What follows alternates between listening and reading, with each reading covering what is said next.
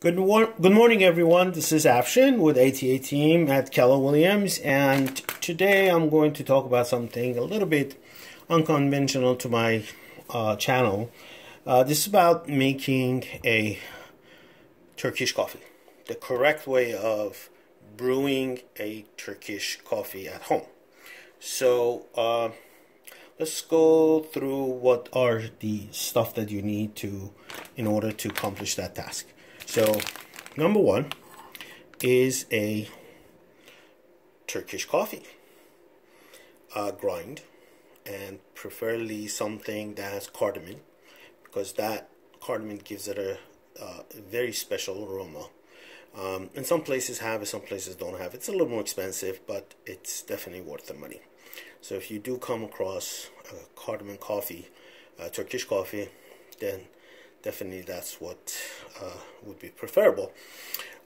Anyway, this is a coffee that was brought for me from Jordan by a good friend of mine, and every time he goes back to his country, he brings me one of these, and I use it once a week or twice a week. I drink it because I don't want to run out of them so quickly. Anyway, so this is one of the best coffees you can have, but if you go to Mediterranean in supermarkets or places that they sell those Mediterranean, Middle Eastern stuff, then you can find this as well. Not this particular brand, but other Turkish coffee. So that's number one. Number two, you need a Turkish coffee. I don't know what you call this, pot. I don't know. It needs to be. They sell this in a 9-cent store. Don't get fooled by those. Those are cheap. You need to spend a little bit more money, about $4 or $5, and get a good one. It has to be thick. If it's too thin, it'll burn your coffee, and you don't want that because it'll just change the taste and it'll be just yucky. So I would never drink that out of those thin ones because the coffee gets burned. And you need a long spoon. This one is, you'll see why when I start brewing it.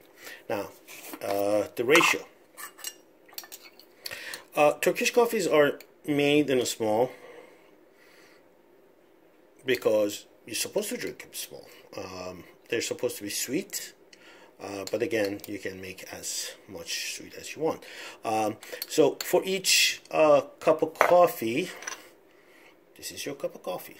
I believe this is about 3 ounces, if I'm not mistaken.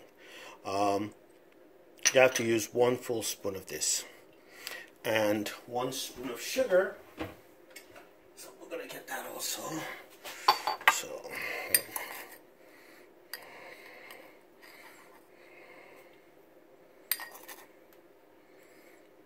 and I like a little bit more.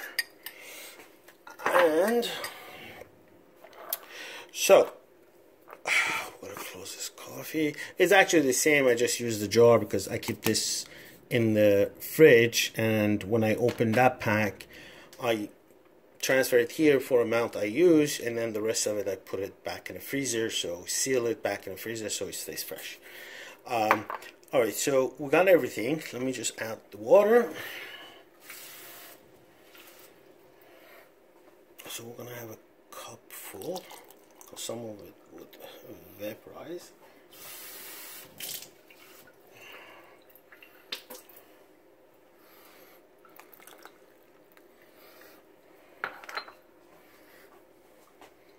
Okay.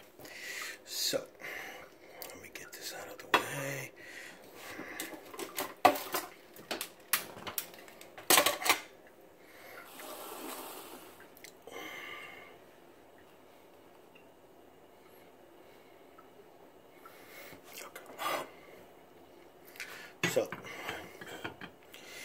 So the trick to Turkish coffee is to have it, I want to place this away,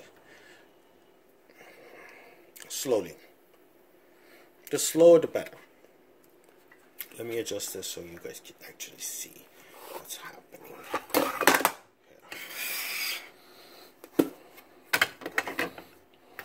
Here.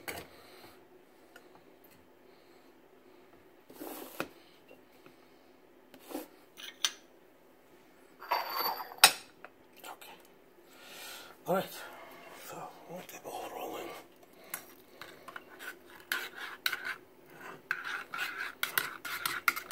So you do have to constantly mix this.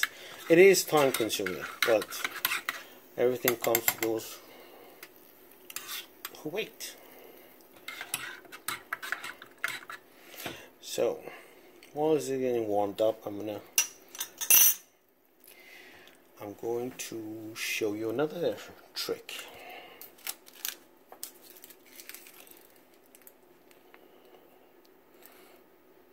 Either dark Godiva chocolate. You can find them in every supermarket. I prefer this, and but some people prefer this. And it doesn't matter which flavor. They have dark, they have just don't put anything with the fruits in there, because that's just going to ruin it. This is hazelnut, I believe, and you basically, and I prefer this one, so I'm just going to put this so if I was going to make 1 cup, I would just break this in half because it will become too chocolatey. So what I do is, for this, I just put the whole thing.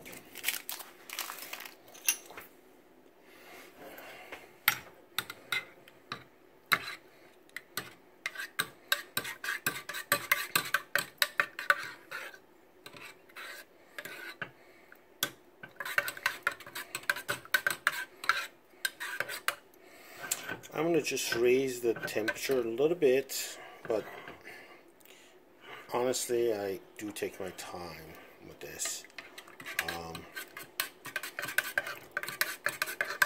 And as you see, it started foaming. This is where all the action is, the foam. With the Turkish coffee, the foam is everything.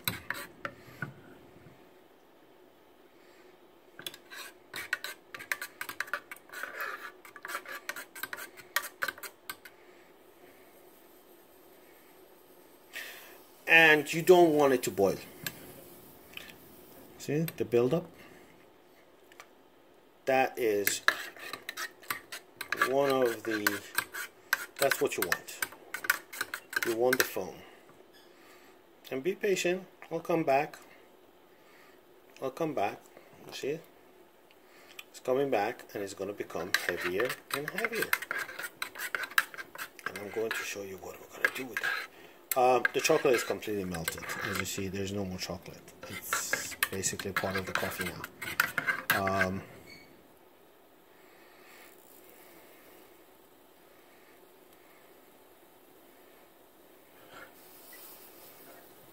Okay. Look at that.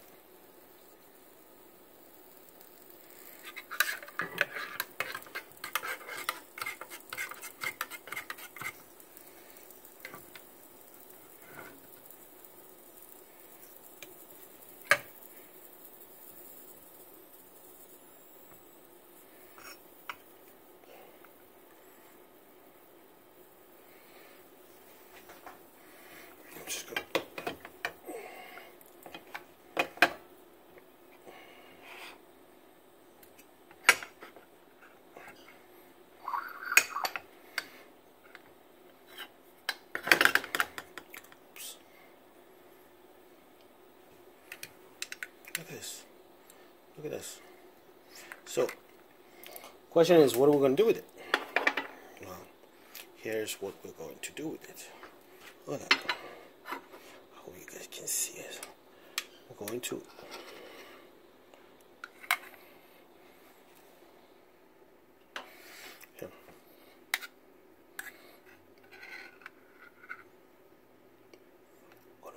take it. I'm going to gently transfer it into the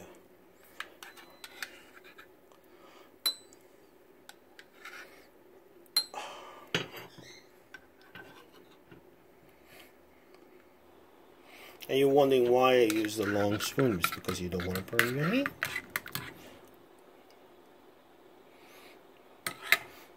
And here, when I put a cup of coffee back in there, that foam will be on top. And there's a flavor in there. As you understand, this is not supposed to you're not supposed to let it boil. The coffee is going to start bubbling from outside of the rim, and at that moment you're going to remove it from the fire, because you don't want it to boil. You don't want this coffee to boil.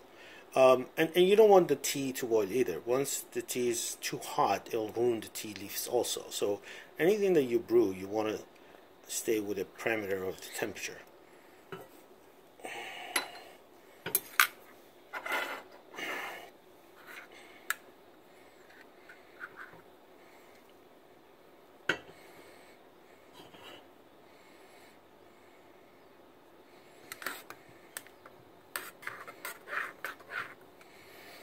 And the reason for the constant mixing is because the grind goes to the bottom. If anybody has, you ever had a Turkish coffee, you know that the grind sits on the bottom. And you see the center? It's a thick foam. We want this.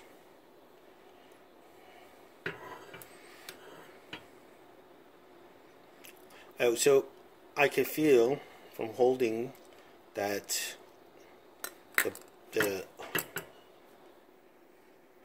I can feel in the handle that the coffee is getting ready to boil, and I don't want to boil. I want this heating process prolong it as long as I can, because the more it stays without boiling, the more flavorful your coffee will be. You see? I'm just going to show you right here. See this? See outside? See, it's boiling. You don't want that. Look at that thick. Yep. And then you're going to mix it. I'm going to put it back. Look at that. Oh, yeah.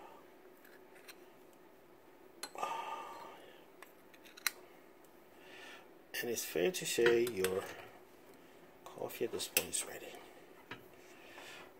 Okay.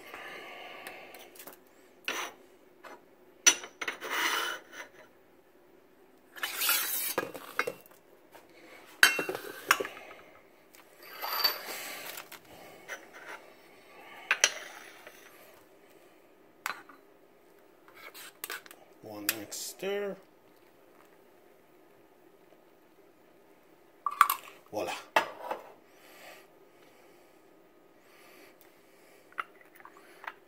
Look at that foam.